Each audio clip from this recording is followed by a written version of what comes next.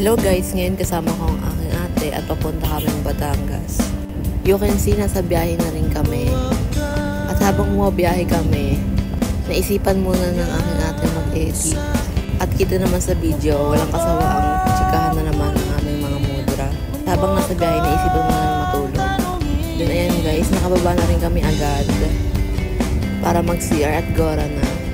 At habang naghihintay, bumili muna yung ate ko ng ice coffee. At Gora na agad sa paglalakad. Habang naglalakad, papunta pa pala kami ng police station dito. Dahil may ayusin lang na papel lang ang mga monta at sabit lang kami dito.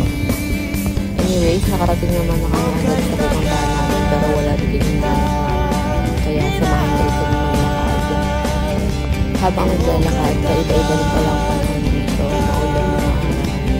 Matapos ang mahabang paghihintay, biyahe na ulit tayo pauwi. At habang nasa biyahe kami, ayan guys, pagod na rin ang aking mga kasama. Ayan guys, kita naman sila. Then nanais ako dito sa bus na to, ang ganda niya because mayroong saksakan ng charger.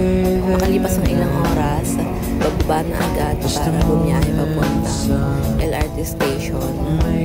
Medyo maraming tao, kaya medyo mabagal ang papunta. Pero thanks God kasi nakababa na kami. At ayan guys, bababa na rin kami puntang LRT station. At ito na nga, nakasakay na. Within flexing yung palaka ng ate ko sa bag ko na mukhang monay. Hi! After na mahabang biyahe, nakababa na rin kami. Palabas na kami ito ng LRT. At dito nga pala yan sa may Grand Central. Anyways, pa-night market na rin pala dahil bare months na. Hello SM Grand. At pauwi na rin kami. Hanggang dito na lang guys. Mabuhay!